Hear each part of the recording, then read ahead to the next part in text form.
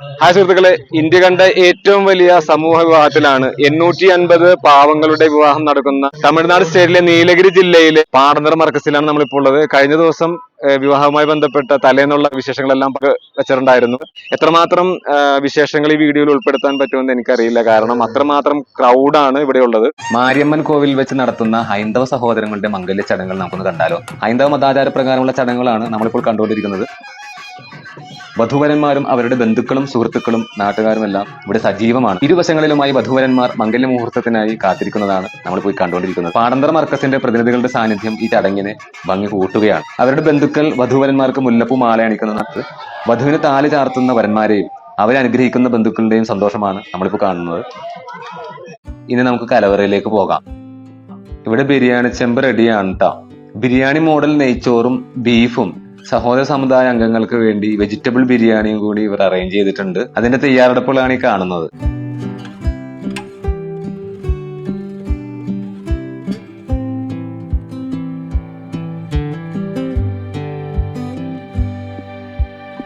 ഒരു ലക്ഷത്തോളം പേർക്കുള്ള ഫുഡ് പ്രിപ്പയർ ചെയ്യുന്ന ഷെഫ് ഷാജഹാൻകയും ക്രൂവുമാണ് നമ്മുടെ മുമ്പിലുള്ളത്.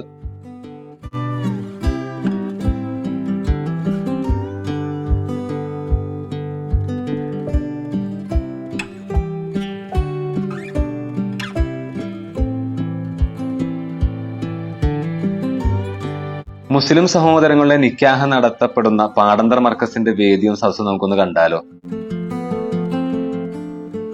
സമൂഹ വിവാഹത്തിന്റെ അമരക്കാരൻ അബ്ദുസലാം മുസ്ലിയാരാണിത്. സദസ്സും പരിസരവും ജനങ്ങളെ കൊണ്ട് നിറഞ്ഞു നിൽക്കുന്നതാണ് നമ്മൾ ഈ കാണുന്നത്. ഇവരുടെ സംഘാടന മികവ് എടുത്തു പറയേണ്ട ഒരു കാര്യം തന്നെ. മാരിയമ്മൻ കോവിൽ നിന്നും വിവാഹിതരായ വരന്മാർ സദസ്സിലേക്ക് വരുന്നതാണ് നാം ഈ കാണുന്നത്.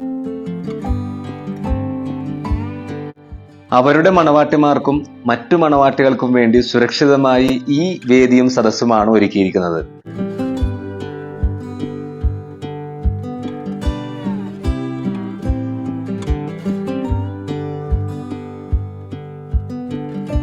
ചടങ്ങുകൾക്കായി എത്തുന്നവർ അബ്ദുസലാം മുസ്ലിയാർ സ്വീകരിക്കുന്നതും ജനനിബിഡമായ സദസ്സും പരിസരവുമാണ് ഈ കാണുന്നത്.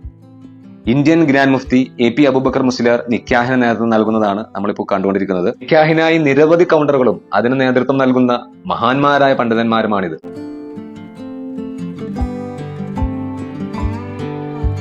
വിവിധ ജില്ലകളിൽ നിന്നും വന്ന സാന്ത്വനം വളണ്ടിയർമാരുടെ സേവനം എല്ലായിടത്തും നമുക്ക് ദൃശ്യമാണ്.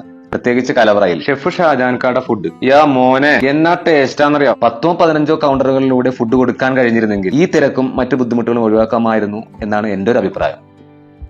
അപ്പൊ ഈ കാരുണ്യത്തിനായിട്ട് കൈകോർത്ത എല്ലാവർക്കും നന്ദി രേഖപ്പെടുത്തുന്നു. മറ്റൊരു വിശേഷവുമായിട്ട് വീണ്ടും കാണാം. ബൈ.